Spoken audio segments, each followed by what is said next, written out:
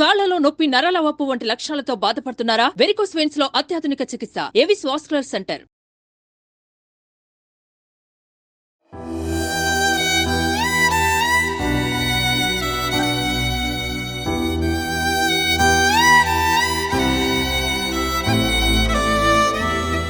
Hi hello నమస్తే, welcome back to our channel. ప్రస్తుతం మనతో పాటు స్టూడియోలో ఉన్నారు ఎస్వి ఎయిర్ కండిషన్స్ మియాపూర్ నుంచి శివమణి గారు. మరి ఈరోజు వచ్చిన టాపిక్ ఏంటంటే, నిన్న మనం ఒక న్యూస్ చూసాం కదా, సనత్ నగర్లో ముగ్గురు షార్ట్ సర్క్యూట్ అయ్యి చనిపోయారు. అది గీజర్ వల్ల. అసలు రీజన్స్ ఏంటి, గీజర్ వల్ల షార్ట్ సర్క్యూట్ ఎలా అవుతుంది, ఇవన్నీ కూడా మనం శివమణి గారితో మాట్లాడదాము, సార్తో తెలుసుకుందాం. నమస్తే సార్. నమస్తే అండి. శివమణి గారు, మనం ఏసీ గురించి మాట్లాడుకున్నాము. అంటే ఏసీ ఎలా వాడితే మనకి పవర్ బిల్ అనేది తక్కువ వస్తుంది అనే దాని మీద మీరు చాలా రిపేర్ చేస్తూ ఉంటారు. ఫ్రిడ్జ్ అని, ఏసీ అని, గీజర్స్ అని, హీటర్, ఇవన్నీ కూడా. సో మరి నిన్న జరిగిన న్యూస్ చూసుకుంటే గీజర్ వల్ల షార్ట్ సర్క్యూట్ అయ్యి ముగ్గురు వాష్రూమ్లో చనిపోయారు. సో మరి ఎందుకంటారు అసలు షార్ట్ సర్క్యూట్ అనేది ఎలా అవుతుంది? అసలు గీజర్ వాడడం చాలా మందికి కూడా కొంచెం తెలియదు. అంటే చాలా మంది ఏంటంటే స్విచ్ చేసేస్తారు, వెళ్ళిపోతారు, మళ్ళీ బంద్ చేయరు, చాలా గంటల తర్వాత బంద్ చేస్తారు. మరి ఇవన్నీ ప్రాబ్లమ్స్ ఒకసారి మా వ్యూవర్స్కి ఎలా షార్ట్ సర్క్యూట్ అవుతుంది వీటి గురించి. ఓకే, తప్పకుండా. నేను న్యూస్ చూశాను. న్యూస్ చూడడానికి చాలా బాధాకరంగా ఉంది మనకు కూడా. న్యూస్ ఐడియా లేదండి. మెయిన్ ఏంటంటే స్నానం చేయని ముందు హాఫ్ అన్ అవర్ ముందు ఆన్ చేసి బెటర్ అండి. కొంతమంది చేస్తే ఆన్ చేసేసి 1 అవర్ 2 అవర్స్ పోతారు. అప్పుడు ఏమవుతుందంటే హీటరు థర్మోస్టాట్ ఉంది, థర్మోస్టాట్ కట్ ఆఫ్ అయింది. మనకి థర్మోస్టాట్ అంటే మన కట్ ఆఫ్ కోసం మినిమం డిగ్రీ ఎంత మనకి హీట్ కావాలో ఆ టెంపరేచర్ మనకు కట్ ఆఫ్ కావాలి. అది కూడా ఫెయిల్ అయ్యి కరెంట్ ఓవర్ కరెంట్ వచ్చింది. అప్పుడు ఏం పోయి అది ఓవర్ కరెంట్లో షార్ట్ సర్క్యూట్ అయింది. ఆ విషయం మనకు తెలియదండి. 1 అవర్ ఆన్ చేసుకుంటాం, ఏదో పని మీద అది తిరుగుతుంటాం. ఆ తిరిగిన దానివల్ల మనకి ఏం జరిగిద్దంటే టైం స్పెండ్ అయింది. మనకి గ్లీజర్ ఆన్ చేస్తే మర్చిపోతారు. 1 అవర్ 2 అవర్స్ గ్యాప్ వచ్చింది. అప్పుడు పోయి స్నానం చేద్దామని అప్పుడు వెళ్తారు. అప్పుడు ఏం జరిగింది, కరెంట్ అప్ అండ్ డౌన్ వల్ల కరెంట్ లో కరెంట్ రావచ్చు, హై కరెంట్ రావచ్చు. గ్లీజర్లో ఉన్న మెటీరియల్ షార్ట్ సర్క్యూట్ అయితే ఆ విషయం గ్లీజర్ తప్ప మనకు తెలియదు. మనం పోయి ఆటోమేటిక్గా ఆన్లో ఉన్నప్పుడు, రన్నింగ్ ఉన్నప్పుడు స్నానం చేస్తారు. ఆ స్నానం చేయడం తప్పండి. రన్నింగ్ ఉన్నప్పుడు స్నానం చేయకూడదు.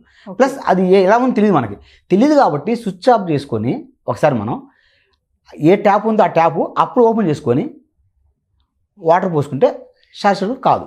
ఓకే, అలా కాకుండా ఏంటంటే స్విచ్ ఆన్లో ఉన్నాగానే ట్యాప్ తిప్పుకుంటారు, స్విచ్ ఆన్లో ఉండిద్ది, ట్యాప్ తిప్పుకుంటాం. ఇందా మనం చెప్పినట్టు షార్ట్ సర్క్యూట్ అయి ఉంది ఆల్రెడీ, తెలీదు.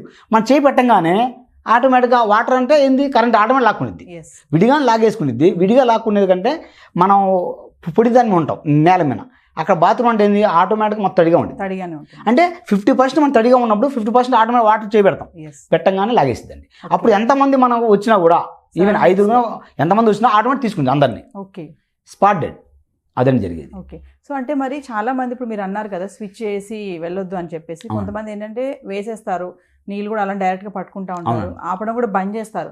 ఒక్కొక్కసారి చూస్తే మోటార్ ట్యాంక్లో నీళ్ళు కూడా అయిపోతాయి, అది కూడా గమనించరు, వేసేస్తారు. మరి ఇవన్నీ కూడా ప్రాబ్లమే అంటారా? అవునండి, తప్పకుండా ప్రాబ్లం అండి. పైన ట్యాంక్ చూసుకోకుండా ఆన్ చేసామండి, గ్లీజర్లో నీళ్ళు వాటర్.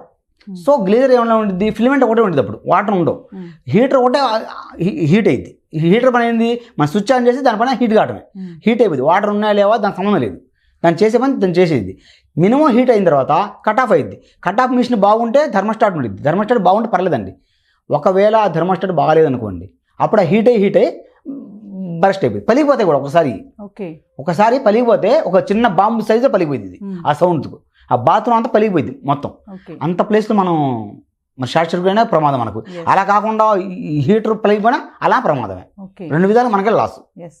చాలా మంది అంటారు కదా తడి చేతులతో వెళ్ళి స్విచ్ వేయొద్దు అని చెప్తారు. తడి చేతి దీనికోసం కాదండి, ఏ విధంగా చూసినా కూడా, ఏ స్విచ్ అయినా కూడా తడి చేతితో వేయకూడదు మనం. ఎందుకు, తడి వల్ల త్వరగా లాగిద్దని. ఆ కొంతమంది వాటర్ మనకి చెమట పెట్టిద్దని, చెమట పెట్టిన వేసినా కూడా త్వరగా కొట్టిద్ది. కొన్ని పొడి వాళ్ళు చర్మం ఉంటాయి, త్వరగా షాక్ కొట్టదు. ఓకే, అంటే చెమట పడితే కూడా త్వరగా లాగే గుణం ఉండిద్ది కరెంట్. ఇప్పుడు రైనీ సీజన్ కాబట్టి చాలా మంది ఖచ్చితంగా ఈ చలి నుంచి దూరం ఉండాలని వేడి నీళ్ళ కోసం వాడతారు గీజర్ని. సో మరి గీజర్ని ఎలా వాడాలి దాంట్లో, అంటే మీరు అన్నట్టుగా కొన్ని చెప్పారు కదా, ట్యాంక్లో నీళ్ళు లేకపోయినా మళ్ళీ స్విచ్ ఆన్ చేసుకుని వెళ్ళొద్దు, అవన్నీ కూడా ఒక్కసారి మాకు ఎక్స్ప్లెయిన్ చేస్తారా వ్యూవర్స్కి? తప్పకుండా అండి, ఒకసారి చూద్దామండి గ్లీజర్ ఎలా ఉంటుందో. ఇదిగోండి చూడండి, ఒకసారి ఓపెన్ చేసి మనం థర్మోస్టాట్ గ్లీజర్ అండి. ఇది ఇన్లెట్ అవుట్లెట్, ఒక హీట్ వాటర్ ఒకటి కూల్ వాటర్, ఈ 2 పైప్ లైన్స్ అండి. ఈ థర్మోస్టాట్ టైమర్ ఉంటాయండి. ఈ థర్మోస్టాట్లో మనం రెడ్ లైటు గ్రీన్ లైట్ ఉంటాయండి. రెడ్ లైట్ అంటే ఏంటంటే జనరల్గా డేంజర్ అండి. ఓకే, గ్రీన్ లైట్ అంటే అర్థమైందండి సేఫ్ సైడ్. Yes.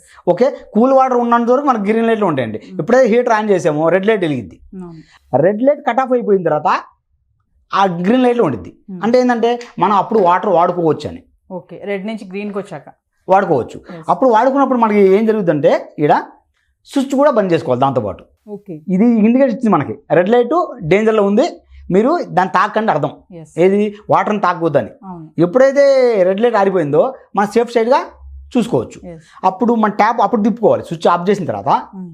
బయట కొంతమంది స్విచ్లు బయట లోపల ఉంటాయండి, వాళ్ళు ఇబ్బంది పడతారు. స్విచ్లు ఎప్పుడు కన్వీనియంట్గా ఉండాలి మనకి. Yes.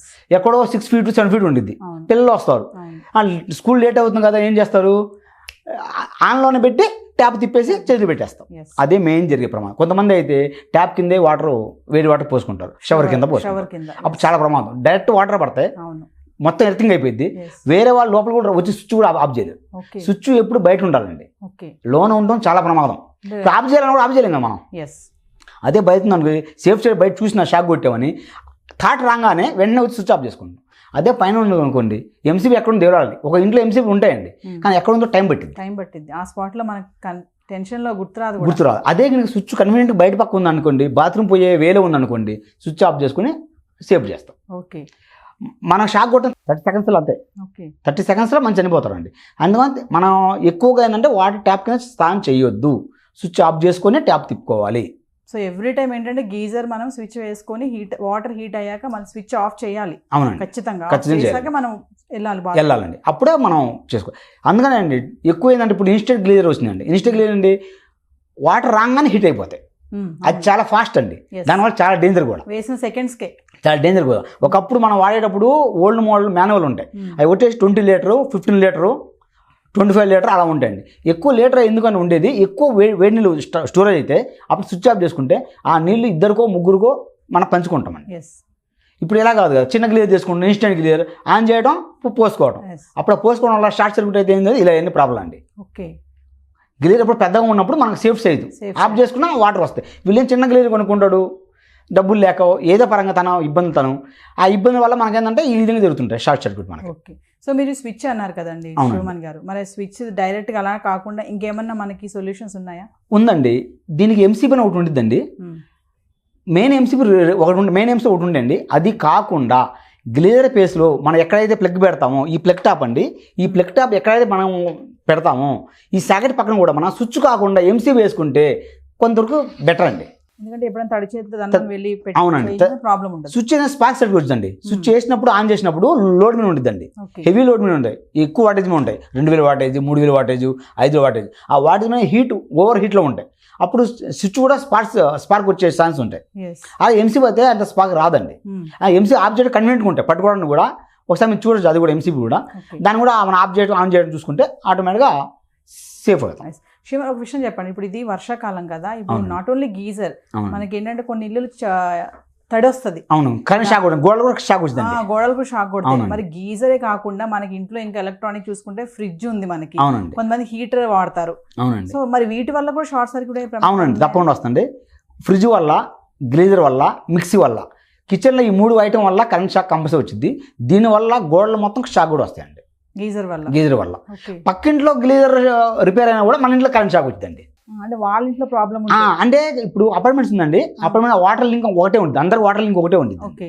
ఓకే, కరెంట్ సర్క్యూట్ ఒకటే ఉంటుందండి.